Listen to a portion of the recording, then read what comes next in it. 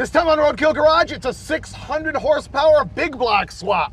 Let's burn some rubber.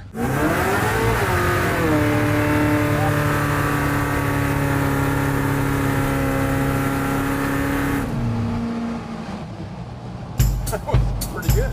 Yeah.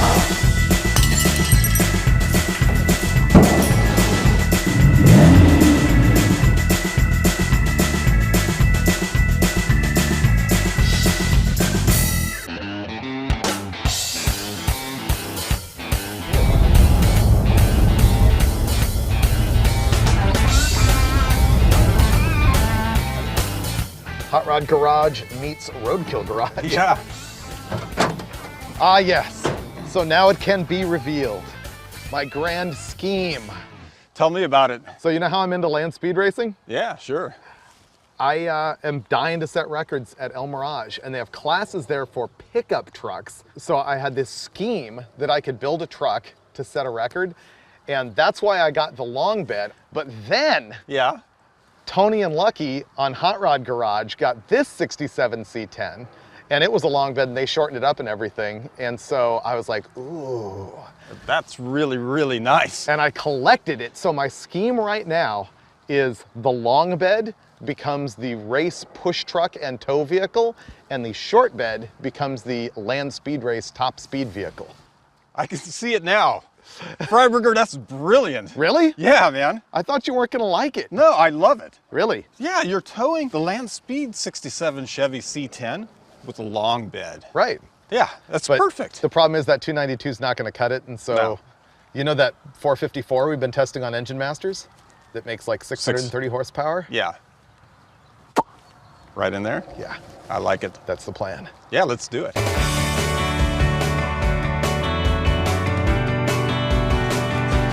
Don't hit the Dulcich. Yeah. You know what the great thing is about wrenching on a pickup? What? You throw everything in the bed. I know. This truck came factory with this 292 cubic inch inline six. It's the same engine family as like the Novas. This one has a taller deck height for more stroke. It's cool for like a little lightweight hot rod or maybe an early Nova or something like that. And it's really great for a drive around pickup truck. It is not great for towing. So, bye-bye. Another reason we're gonna pull this engine out is it runs terrible. Sounds like it's down one cylinder, and just to know what kind of condition it's in for the future, we're gonna pull all the spark plugs out and run a compression check, see if it's got a dead hole. I say it probably does. Here's your guy, number 4. Basically not firing. Ooh, yuck. Yeah, that one's garb. I was gonna just do something amazing with a zip tie. Really? We should come up with a name for doing something like that. Is this gonna be the Roadkill Garage zip tie moment? I think so, because one of the things I learned was when doing a compression check, you want the throttle wide open. Oh yeah. But, you know, if you don't have that buddy inside the cab to step on the gas, you'll have your little buddy right here. I just usually take the throttle return spring and flip it to the other side. Oh, well, yeah, I guess I would save wasting a zip tie, but then we would be short a zip tie moment. So what's gonna happen here is we pulled out all the spark plugs, we're gonna crank the engine over, and this gauge is gonna tell us what cylinder PSI that it's seeing. And what we're gonna find is that there's gonna be 4 good ones, 1 sub-average one, and 1 terrible one. What's a good one? The good one is going to be 85. Oh, I was gonna say 110. I've thought about 110, it crossed my mind, but then I Really? went with 85 because I think this thing's a turd. What? What, 150? Really? Uh-huh. Wow. How's that possible? This thing's a badass. Look at that orange paint on this. This engine's brand new. This one's gonna be down. It's good. Wow. Nothing wrong with it. This is a tuning issue. Yeah, that's good. Wow, this engine's solid. We could have fixed it. We're dying to know if the reason that thing had a dead cylinder was because we just had a bad spark plug wire or what the problem was. And so I'm sitting here with an ohm meter, which tells you electrical resistance. There was no Terminal terminal. in that one? Huh. This engine is brand new. I don't know what the problem is. It is brand new, right? You agree? Yeah, so Nobody's gonna paint the engine in a pickup like this. when we take it out, we'll just rest comfortably knowing that it's fine. Right. Continue disassembly.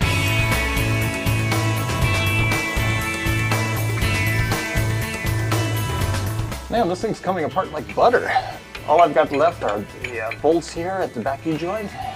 Pull the drive shaft out. I think the tranny is all loose, linkage is disconnected, so. And we're gonna be home free in just minutes. The engine, she is ready to pull. Why is it picking up the whole vehicle? I don't know. Did we take the motor mounts off correctly? This one just separated. Maybe yours is just stuck. Where's your pry bar? I don't know. I thought it was here, but it turned out to be an umbrella. Yeah, there's another bolt underneath. Oh. Oh yeah, mine has one too. Like I said, we'll have it out in a jiffy. Whoa, I hear it grumbling. Man, it works good when you get all the motor bolts out. What? That was a little strange. Yeah. So the problem here is that we're hitting the harmonic balancer on the core support at the same time that we're hitting the valve cover on the firewall.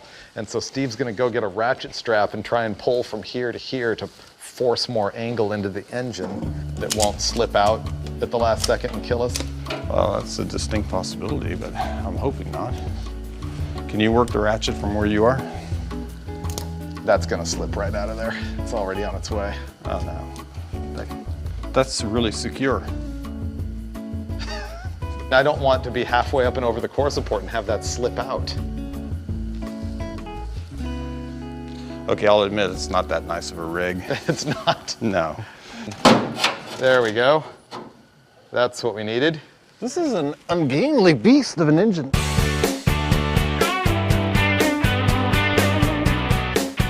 I'm not gonna miss this thing. Not gonna miss the 6? No. I thought I was, but.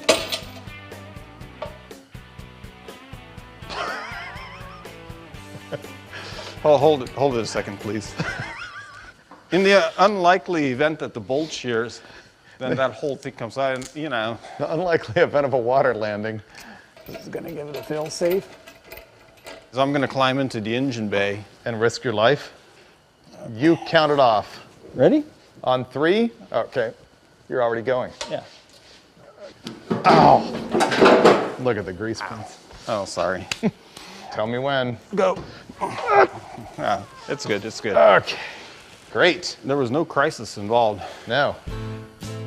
So the 6-cylinder is out. Man, I'm not in love with that thing. It's heavy, it's underpowered, it's got a 2-speed transmission, and it's gonna get swapped. But not today, it's food time.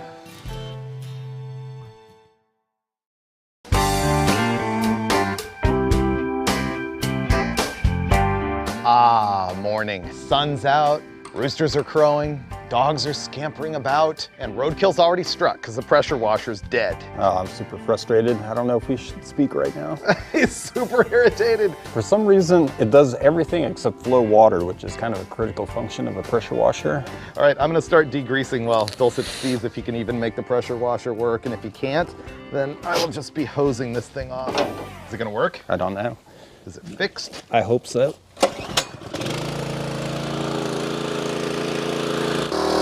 It's like it's regulated to the lowest pressure.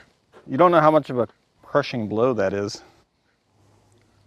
2 hours later, we had to go get a brand new pressure washer, but I think it's gonna be just next level of sparkling goodness. Yeah, mine was garbage. Yeah.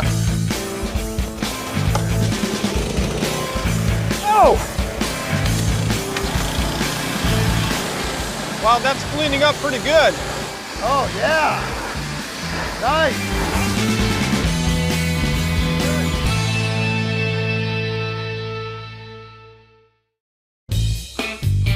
Here's what this engine is. It's a longtime veteran of the Engine Master Show, and it's also been in a bunch of magazines, Carcraft and Hot Rod. This thing sat at West Tech Performance, our dyno shop, for 16 years. It's had 1 million laps on it on the dyno. This will be the first time it's ever been in a car. This thing is solid roller cam, CNC oval port heads. It's 454 inches with a 30 thousandths overbore. It makes 630 horsepower and 560 plus pound-feet of torque. Did you know that when you order a high output mechanical fuel pump, typically they look like this, kind of general aftermarket thing, and you can order different size inlets. Often they have a quarter pipe. This is 3/8 pipe. Sometimes they'll have like an AN fitting in there, but no matter how big that opening is, it doesn't matter because look really deep in there and you'll see that it's just a little tiny 1/4 inch hole either way. The hole is still dinky.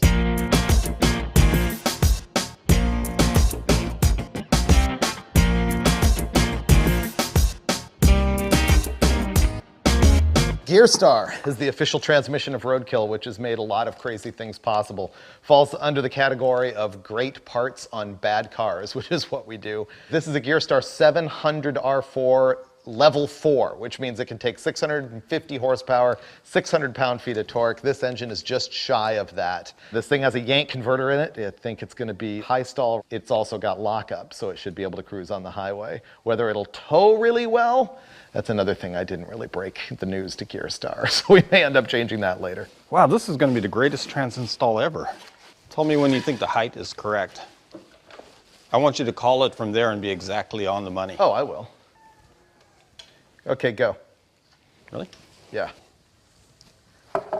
I missed it by an inch. Go up. Really? Yeah. That's so un-Freiburger. Well, you were stressing me out. It's gonna clunk directly in place. Keep going, half a pump, and boom. Look, it says GearStar, trusted by the best. It is. I wonder if they're calling us the best. I thought they might be referring to us, but then I thought, nah, probably Tony and Lucky. That's probably true.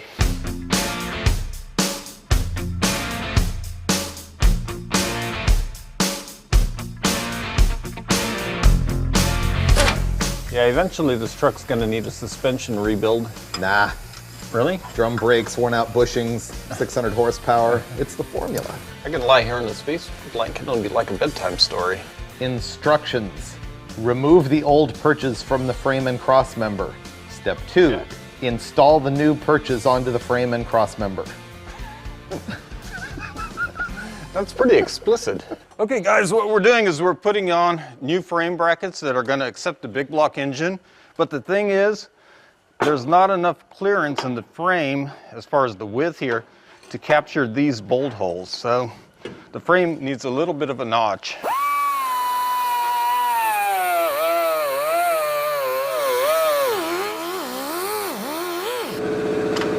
That's what victory looks like.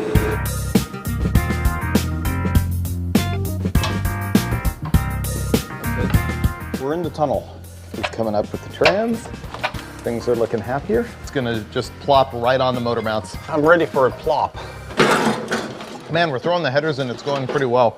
These are a Hooker Competition Series coated 1 7/8 inch tube with a 2.5 inch collector. And with the CPP mounts, we've really only had to do a couple mods. Actually, really only one for the headers, which is what he's about to do, which is take a little semicircle out of the top of the frame where the C channel comes in. Like if the C channel's like this, in the top, he just needs to take a semicircle to clear one tube. I consider that a win as far as header fitment goes.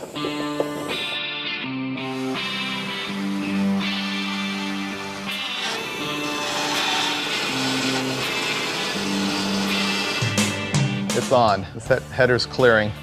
Boom. Bam. Really? Yeah. Wow. Big block is installed. Pretty much.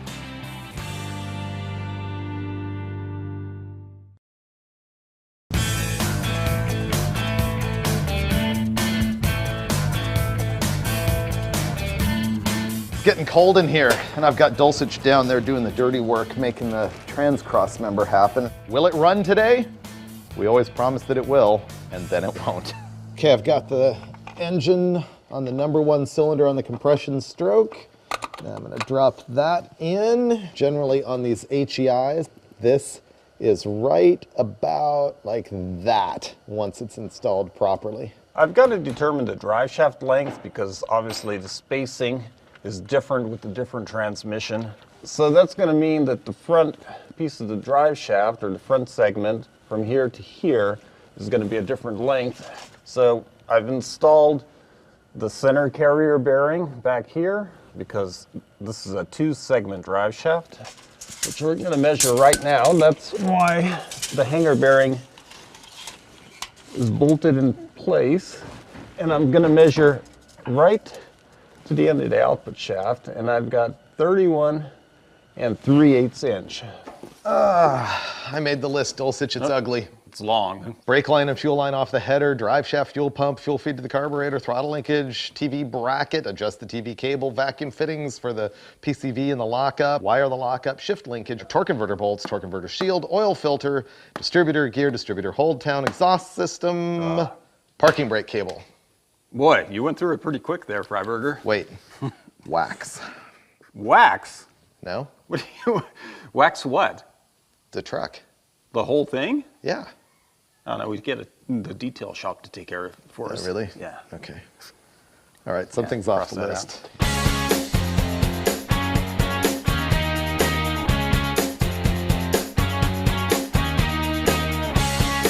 One of the things we're missing here is throttle linkage. It originally had a rod, not a cable, and it's got this arm connected to the gas pedal, which has to connect to the carburetor linkage. This piece of rod is going to get heated with an oxyacetylene torch and then run through that hole, come back at 90 degrees, and I'll make it parallel to the intake manifold or valve cover for aesthetics, and then it'll pick up this rod right about here, drop down, and we'll have the same 90-degree bend, cotter pin, done. To make this throttle linkage, I've got to have a 90-degree bend in the rod. This is going to be pretty easy. Just going to give that a nice cherry red. That's glowing. Now.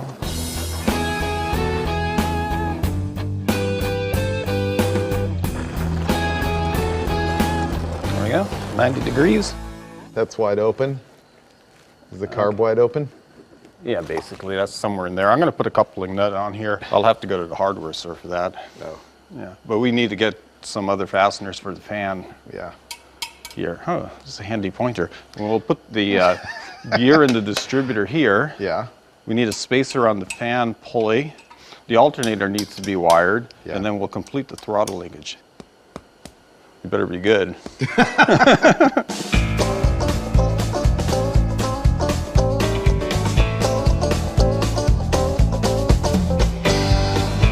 Now we get to the kind of scary point where we have to put the TV cable on the 700R4 transmission. TV means throttle valve cable. A lot of people think that it's just a kick down. It isn't. What this cable does is regulates the pressure inside the transmission in direct proportion to your throttle position. So it also adjusts kick down as well as what your shift points are. Like when you're at light throttle, it should shift out of first gear into second at like 15 to 20 miles an hour. And if it's too loose, then it won't have enough pressure and it'll shift early and the transmission will explode. This cable is automatically adjusting, and here's how it works. We've got the cable snapped into the bracket right here, and then this little clip is going to go on this special bracket, and then I'm going to pull this clip up right here, and then we're going to adjust this throttle stop right up against this clip. Now here's where the automatic adjustment part is going to come. With this open, all I do is pull that like that, clip that down, and boom, there's my adjustment. We had to have a whole new drive shaft built, and I'm about to go and install it. This goes into the transmission. Hey, Freiberger. What kind of a center support bearing did you get? Why? It looks pretty nice. Oh, okay. Woo! Were you scared? Yeah, I thought that was going to be it doesn't fit. Okay, the front segment looks like it's perfect. Just gonna connect the rear segment to the yoke. Oh, look at that. It fits like it was made for it. Man, this thing is virtually big blocked. Do you see how good it looks? It looks really nice, except for the fact that it's not yet done. I only have a few more things to do tonight. Lots and lots of boring wiring. Maybe by morning, this thing will be running with exhaust on it, right? Depends if it fits or not, which is kind of a big question mark. You're Dulcich, man. Make it fit. Make it fit? Yeah. Wow, that's a challenge. So, we're about 30 tacos from done. See you in the morning.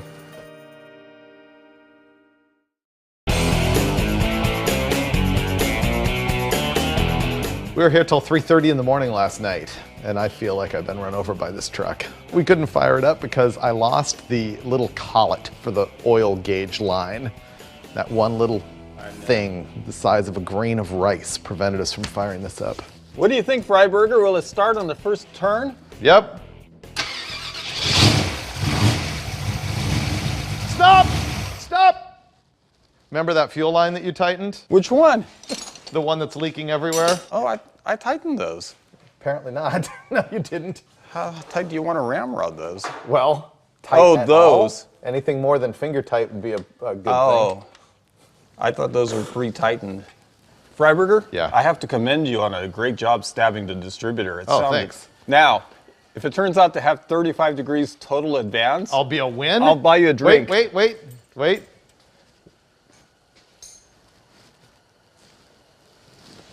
No, really? Oh, yeah.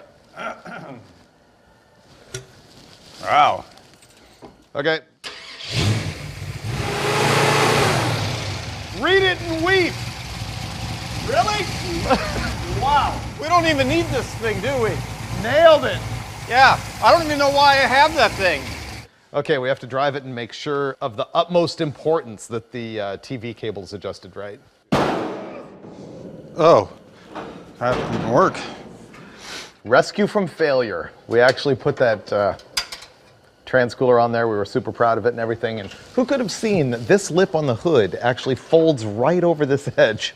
So we're just gonna drop it down, zip tie it in place for now, and we'll fix it later, or never. Now we will dangle this from the bolt hole. Can't believe that we went through this whole installation of only using zip ties in a skilled and professional manner until this moment. Oh, yes. Wow, it shuts perfectly now. Yep.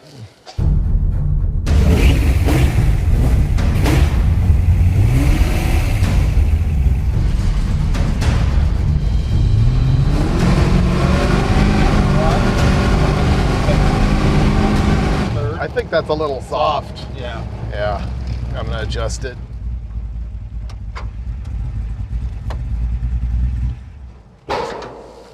Step on the gas. Okay. That's floored. Okay. I messed with it a little bit. You want to give it a shot? Whoa, this thing's got torque. I know.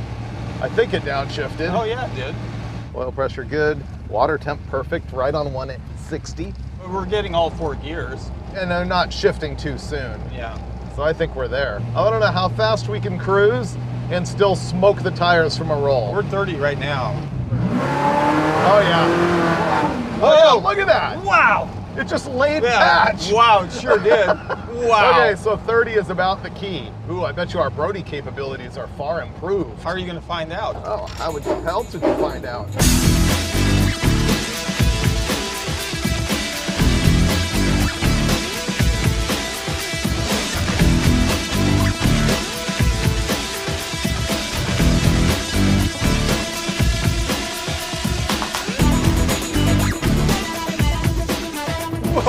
Whoa! Man, this thing drifts so nicely. And still smells just as bad.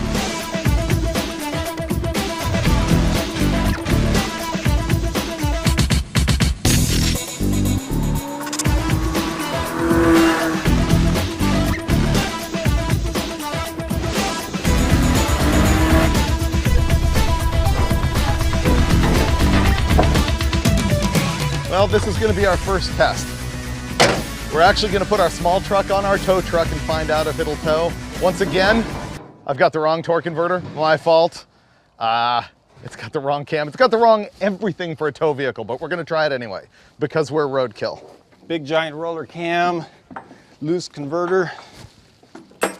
Well, not like any tow rig but I've ever used, but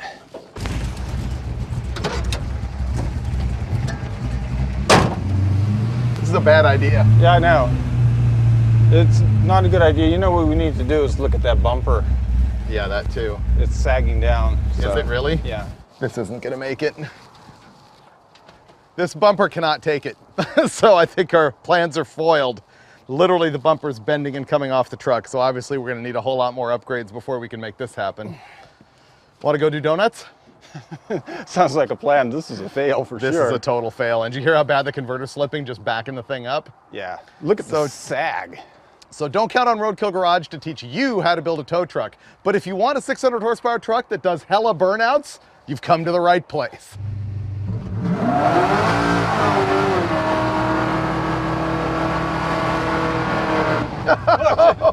Dude!